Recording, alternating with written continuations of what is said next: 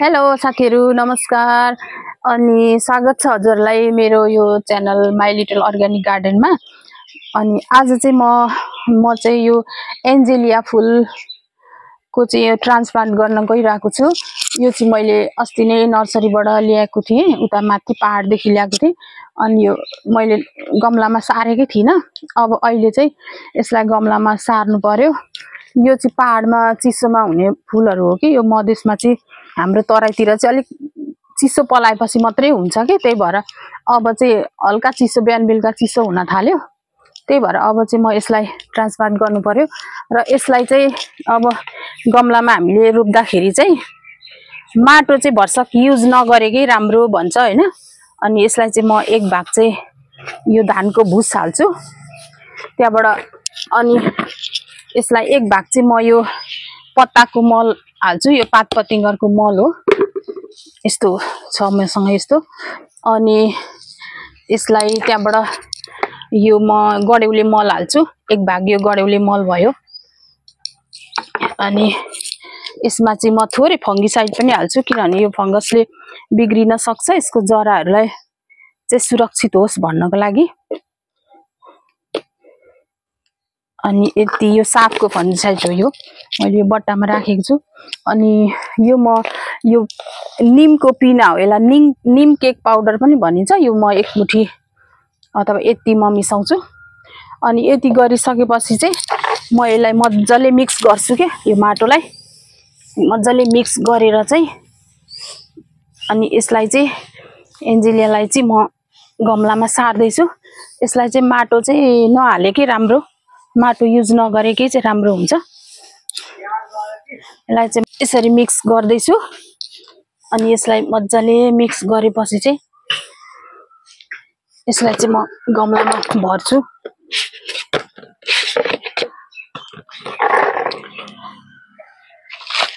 त्यसपछि चाहिँ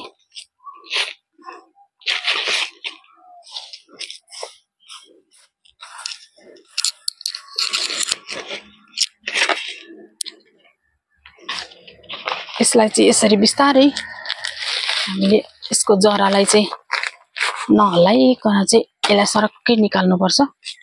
यसलाई पनि पत्ताकै मल बेसी हालेको छ, पत्करमै यो ग्रो गरेको छ पत्तामै। त्यही भएर यसलाई चाहिँ अब यसरी हालेर चाहिँ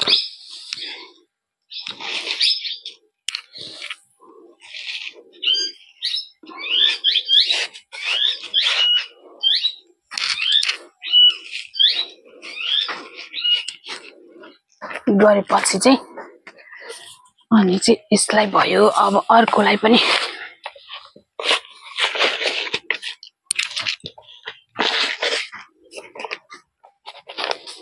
यसलाई चाहिँ निकाल्ने तरिका चाहिँ यही हो। यस्तो गरेर यस्तो थिचेपछि चाहिँ यो सरक्कै आउँछ। यसलाई चाहिँ जरा नचलाइकन यस्तो गरेर चाहिँ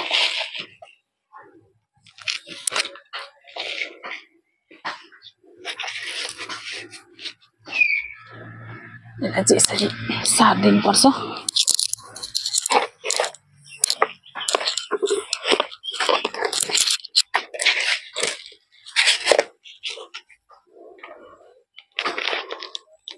यसरी नै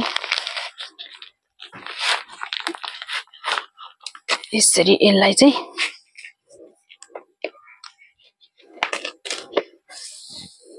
यति गरेपछि चाहिँ पानी चाहिँ एकदमै कम्ती दिनुपर्छ। र यो म अब 4-5 दिन चाहिँ यसलाई म सेडमै राख्छु, घाममा चाहिँ राख्दिनँ, किनभने यो तराईको घाम चाहिँ यसले खप्न सक्दैन। त्यही भएर चाहिँ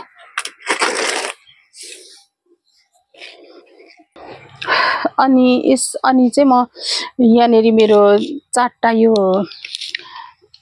मेरीगोल्डको बिरुवा छ, यो हाइब्रिडबाट हो। यसलाई पनि म सारिहाल्छु। यसलाई चाहिँ म यो यसको एन्जेलियाको माटो भन्दा पनि यसलाई चाहिँ मैले माटो मिक्स गरेर मल र माटो मिक्स गरेको छु। यसलाई चाहिँ खासै त्यस्तो अरू केही पनि हाल्नु पर्दैन, मल र माटो चाहिँ मजाले हालेपछि अनि पछि बिरुवा सरिसकेपछि चाहिँ यसलाई पिनाको पानी हालिदिएपछि चाहिँ मजाले भइहाल्छ। यसलाई चाहिँ मजाले फुल्छ। अनि यसको सरिसकेको भिडियो पनि म हजुरहरूलाई देखाउँछु पछि।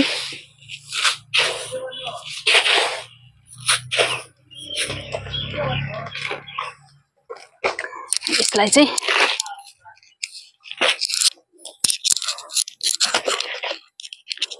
सयपत्रीको पनि म यसलाई सारेको देखाउँछु। यसरी नै म धेरै छ, म धेरै नै सार्छु, तर यो अहिले चाहिँ मेरो यति नै।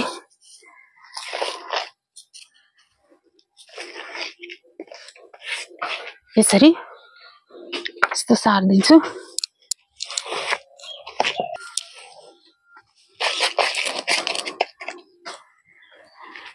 यसलाई चाहिँ मैले म्यारीगोल्डको पनि थियो मसँग बिरुवा, त्यो पनि मैले अहिले यहाँ चाहिँ मैले 3टा चाहिँ मैले सारिसकेँ।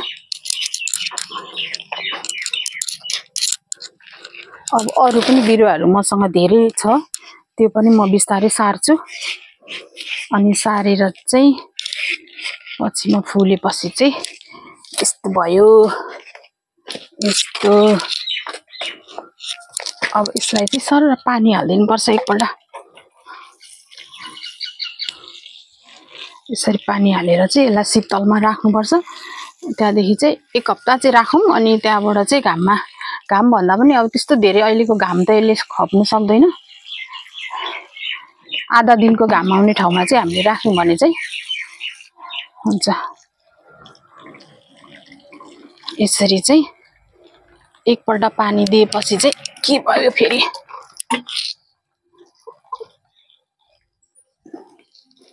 यसरी चाहिँ हामीले पानी दिएपछि चाहिँ यो बिरुवा तयार भयो। यस्तो हस् त आजको भिडियोमा चाहिँ मैले यति नै हजुरहरूसँग सेयर गरेको छु। अब आउँदो भिडियोहरूमा पनि म यस्तै बिरुवाहरूको म ट्रान्सप्लान्ट गरेर देखाउँदैछु। हस् त, बाई बाई।